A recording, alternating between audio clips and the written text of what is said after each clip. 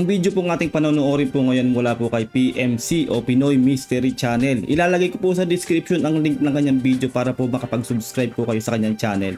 Title po nito, naku po, China nababahala na kay Trump. Pro-China ba? Kung hindi ka po nakasubscribe sa akin channel, please subscribe para ma-update ka pag naglalabas po tayo itong reaction video. Simulan na po natin to. Let's do this. Donald J. Trump, ang ika-45 presidente ng Amerika, naging laman muli ng balita mula nung pinagtangkahan ang buhay nito. Subalit imbis na humina ang kumpanya para sa susunod na halalan, ay mukhang mas lalong lumakas ang suporta nito. Tama. May mga nagsasabi na masama ang kahihinatnan ng Pilipinas kung si Trump ay magiging pangulong muli dahil sa isa raw itong pro-China at mabait sa mga inchik. Siguradong magugulat ka sa malalaman mo na matindi ang pagkabahala ng mga komunista kung si Trump ang magiging presidente. Ayun na nga. Dahil may matinding balak ito laban sa China.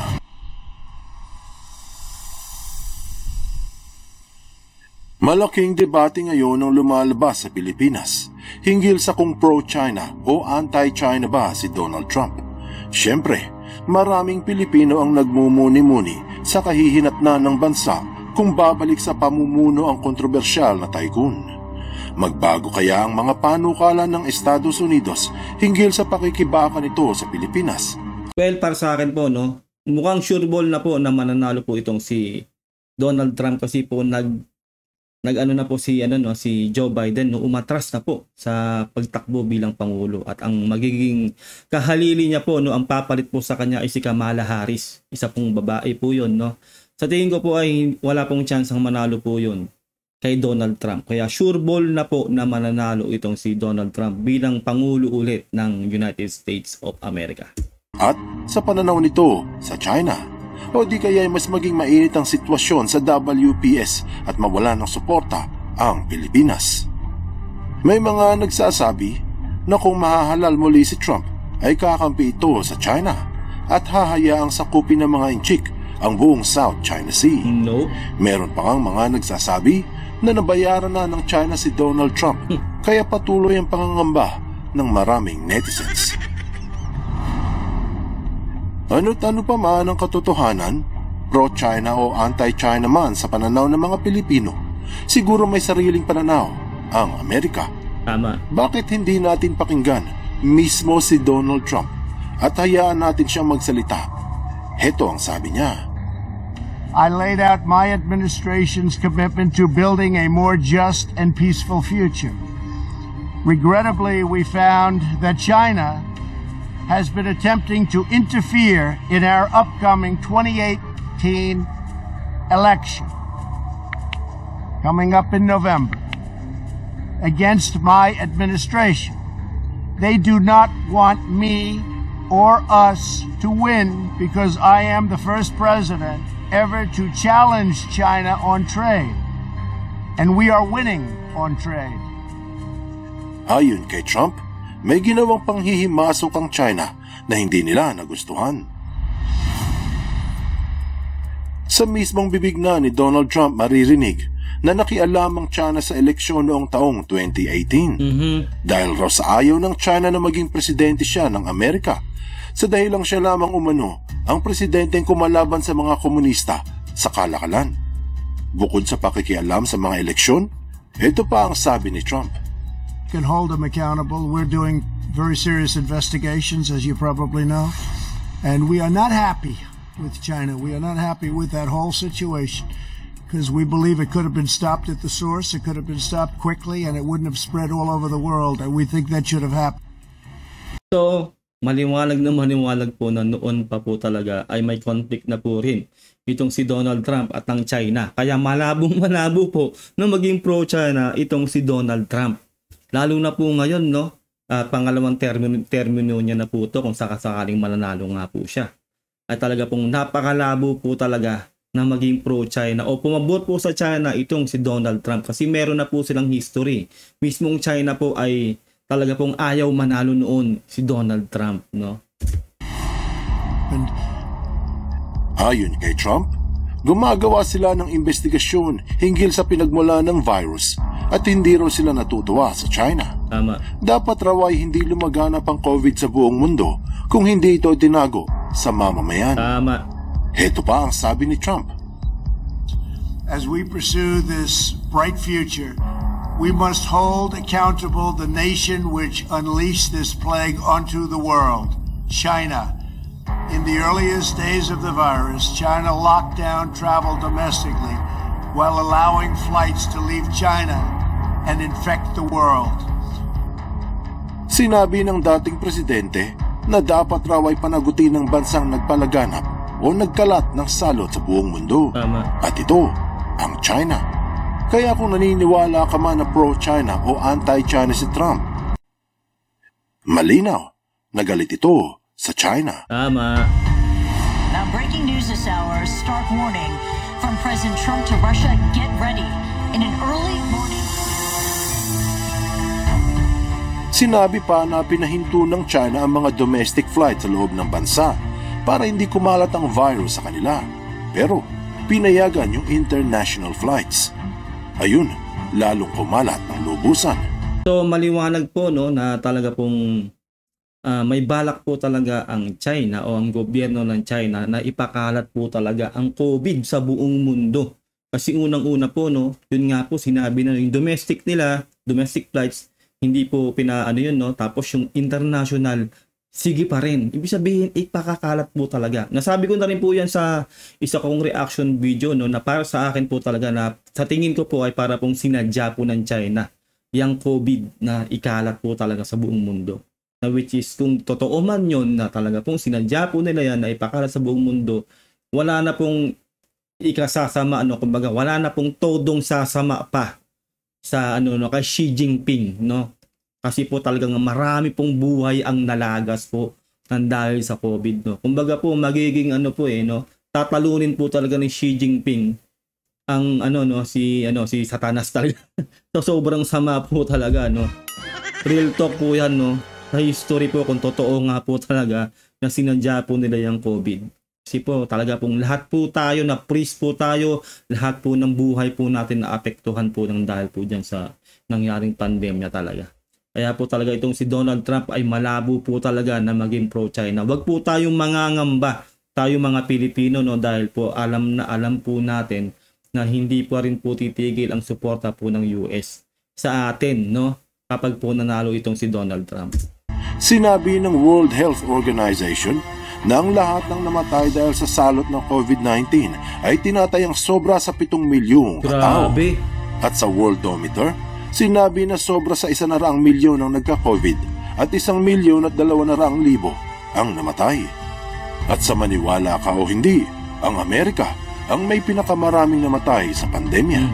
Kaya ganyan ang salita ni Trump laban sa China. Kumbaga 'di ba parang meron talagang ill intention na ipakahalat yung yung virus na yun, no. Patungkol lalo na patungo sa US, no, at sa lahat po ng bansa talaga.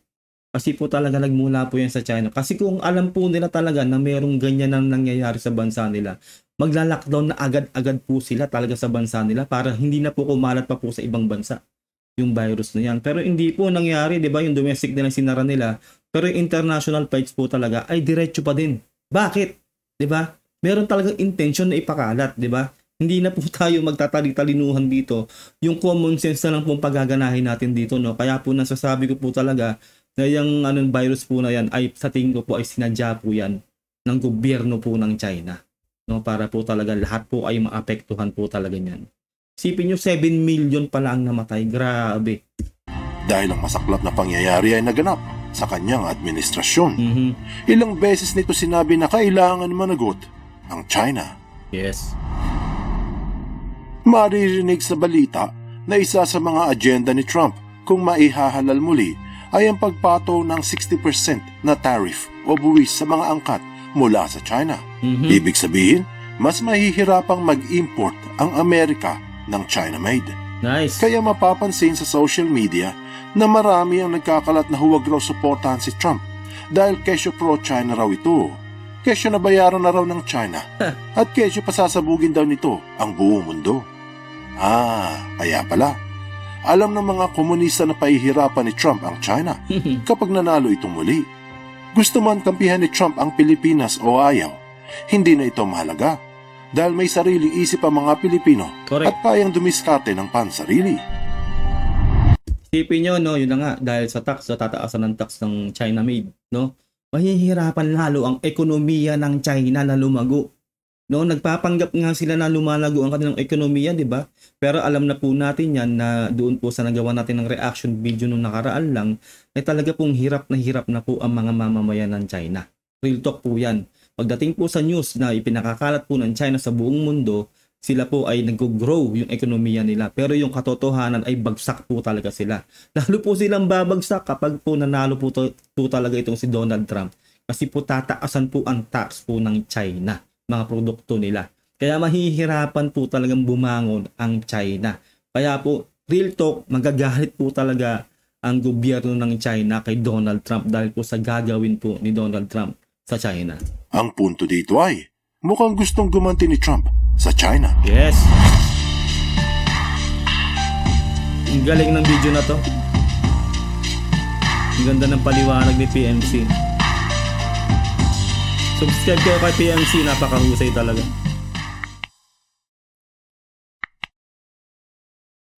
Ano ang kinababahala ng mga injik?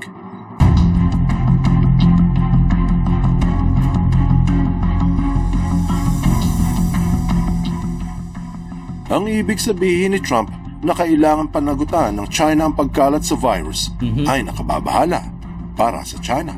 Sinabi sa France 24 noong buwan ng Abril taong 2020 na kung mapag-alaman na responsable ang China sa pagkalat ng COVID-19 sa mundo, dapat ay may consequence. Kasabay ito sa pagputol ng Amerika sa kanilang pagsuporta sa United Nations dahil sa inakusahan ng samahan na pro-China. Ilan lamang ito sa mga paratang ni Trump, pero nung tinanong kung ano ang dapat na mangyari bilang consequence, wala pa itong sinagot. Marahil pinag-aaralan pa ng mga eksperto kung ano ang katotohanan hinggil sa coronavirus, kung ito ay isang aksidente o ginawa sa isang laboratorio, at kung may sala ang China. Sa tingin ko, sadya talaga yan. Matapos ang ilang investigasyon hinggil sa COVID virus na pumatay at nagpabagsak sa ekonomiya ng buong mundo, binalita sa The Hill buwan ng Mayo 2021 na nag-demand si Trump na dapat magbayad ng reparation ng China dahil sa ginampanan nito sa pandemya. Nag-demand, ibig sabihin, hindi na ito nakikiusap. Tama. Agad-agad itong kinontra ng China. Baka nga naman may makinig. Ang akusasyon ni Trump ay pinahayag noong tapos na ang termino nito, kaya hindi nagkaroon ng traction o hindi kumapit at akala nila ay tapos na ang reklamo. Well, sana talaga magbayad po talaga yung China sa lahat po ng bansa na apektuhan sa buong mundo. Isipin nyo na kung magbabayad talaga yung China sa nangyari nga po sa atin ng pandemic, ay talaga pong maghihirap po talaga ang bansa po nila. Isipin nyo, ito na lang po talaga yung sinasabi ko pa kanina pa. Kung talagang alam nila po na meron pong virus na kumakalat na po sa bansa nila, kailangan po nung umpisa pa lang ay nag-shutdown na sila. Pati po yung international flight ay talaga pong kinansela na nila para ma-contain po yung virus na yan. Pero hindi po ganun yung nangyari. Yung international flight na dapat, yun po ang dapat na kino-contain nila o tina-terminate nila, yun pa rin po yung hinayaan po nila na mangyari. So, common sense, ipinakalat po talaga nila yung virus na yun. Kaya po naniniwala po talaga ako na sinadya po yan ng China, yung virus na yan. At dapat lang po talaga silang mag-fine o magbayad po talaga sa kanilang kalokohang ginawa sa buong mundo. Marami pong buhay ang nawala. Talaga po yung ekonomiya ng buong mundo po kasi ay bumagsak dahil po sa virus na yun. Pero sa sumunod na buwan ng Hunyo, sa The Print, inulat na tinatawag ni Trump ang buong mundo na panagutin at pagbayarin ng China dahil sa kanilang ginawa. Tama. Dapat lang. Siyempre, kahit hindi na Pangulo si Trump, pwede pa rin itong makakuha ng simpatya ng ibang bansa. Sino ba ang hindi gustong mabura ang kanilang utang? Bilyon-bilyong utang sa China. Maraming eksperto sa batas ang nagsalita hinggil sa daing ni Trump na halos imposibleng maidemanda raw ang China sa korte. Ito ay hindi pa hihintulutan sa international law. Pero ang tanong, kailangan ba ng international law? Bukod dyan, Kahit mapatunayang nagkaroon ng pagkakasala ang mga komunista, walang pag-asa na magbayad ito. Kahit mag-imprenta pa ng mga peking yuan ay problematic. Magkano ba ang perang inireklamo ni Trump bilang reparations mula sa China? Siguro hindi naman gaano malaki. Aabot lang sa 60 trilyong dolyares. Oh my G. Ayon sa Washington Times noong taong 2021, 60 trilyong dolyares ang hinihinging bayad mula sa China. Ito ay pambayad sa mga pamilya ng 7 milyong namatay, Tama. milyong-milyong na apektuhan at sa pagbagsak ng ekonomiya. Well, sa tingin nyo ba sapat na yung 60 trillion sa buong mundo na naapektuhan? Kasi syempre hindi lang buhay na wala, yung mga trabaho, talagang nagbago yung buhay ng lahat, nag-shutdown lahat. Talaga bumagsak po lahat nun eh. 60 trillion hindi ko po makompute pero sa tingin ko ay hindi pa po sapat yun. No, sa buong mundo kasi unang-una na lang po yung buhay, no. Isang buhay nga lang po mawala eh. Sobrang sakit na po sa atin yun. Yung pang 7 milyon mahigit ang nawala. Ang dahil sa kagagawan ng China na yan dahil sa virus na pinakalat nila. Allegedly. No? Kasi po ako po yung paniniwala ko talaga pong sinadya yan eh. Yung virus na yan eh. Sa tingin ko, kung may bibigay na lang 60 trillion, okay na din. Pero sa tingin ko kulang pa po yun. Sa buhay pa lang po nung nawala ay grabe po talaga. Wala pong katumbas po kasi talaga yung buhay na nawala po dyan po siya sa virus na yan. May mga nagsasabi na kahit panalo sa kaso, walang ganyang halaga ang China upang pambayad na reparations. Subalit hindi naman siguro bobo si Trump na isa sa pinakamayamang tao sa daigdig na mag-aakusa ng hindi nag-iisip. Dahil sa sinabi nito na bilang kabayaran ay kansilahin ang mga pautang ng China sa iba't ibang bansa as down payment. Mas madali nga naman itong gawin kumpara sa magbayad ng pera.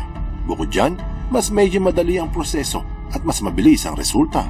Tama. Una-una, yun nga sabi niya, no, hindi nga bobo yun si Trump. Businessman yan. Bilyonaryo yan. Yan taong yan. Alam niya yung mga yung mga proseso ng ganyan, no. Tama rin yun, maganda rin yun, no.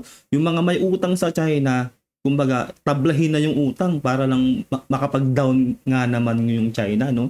Sa ganung paraan para mawawala na ng utang yung mga bansa na yan sa buong mundo sa China. Ang galing ng utak ni Trump, no, grabe. Ayon sa Harvard Business Review, noong taong 2020, na ang direktang pautang ng China sa mga 150 bansa ay nagkakahalaga ng 1.5 trilyong dolyares. Pero ang suma total ng lahat-lahat na pautang kasama ang 1 trilyon sa Amerika ay sobra pa sa 5 trilyong dolyares. Halagang kahit anong bansa ay mahihirapang magbayad.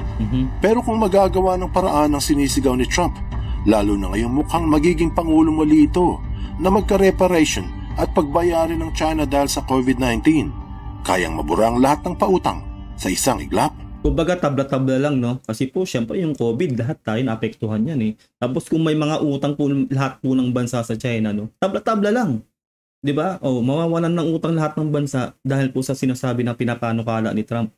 Magaling din para magiging savior po ng buong mundo itong si Trump, 'di ba? Sa gusto niyang mangyari talaga. Kasi nga po talaga, sinasabi ko nga kanina pa, no, lahat po naapektuhan talaga ng virus na yun eh. Kaya dapat lang po talaga na magbayad po ang China. Sino kaya ang hindi susuporta na mabura ang kanilang pagkukulang? Siguradong ikatutuwa ito ng maraming bansa. Tama. Pero ikamumutla ng mga komunista. Tama.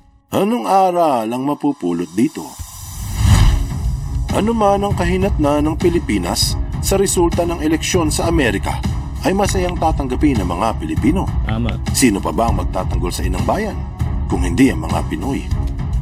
Ngayong napalitan na si Biden bilang kandidato sa susunod na pagkapangulo, malalaman natin sa hinaharap ang magiging sitwasyon sa West Philippine Sea. Kung naniniwala ka na pro-China si Trump o kung nakikipagdebate na ito ay anti-China, narinig mismo sa dating presidente ang kanyang saloobin. Hindi ba't ang sabi nila, kung anong bukang bibig ay siyang nilalaman ng dibdib? Yes. Buksan mo ang iyong isip. Ayun lang po, no, ate po nagawa ng reaction video. Napakagandang paliwanag at video na to ni Pinoy Mystery Channel. Ilagay nyo na lang po sa comment section kung ano pong saloobin nyo dito po sa napanood nating video. Pro-China po ba si Donald Trump o anti-China? Comment nyo na lang po dyan, no? At syempre, huwag nyo pong kalilimutan na mag-subscribe kay PMC at sa aking channel, no? Huwag nyo pong kalilimutan na mag-subscribe. And like this video, napakamahalaga po yan. Pag nag-like po kayo sa ating video, makikita pa po ng maraming tao ang ating reaction video. Until next time po, maraming salamat. God bless and peace out. Bye.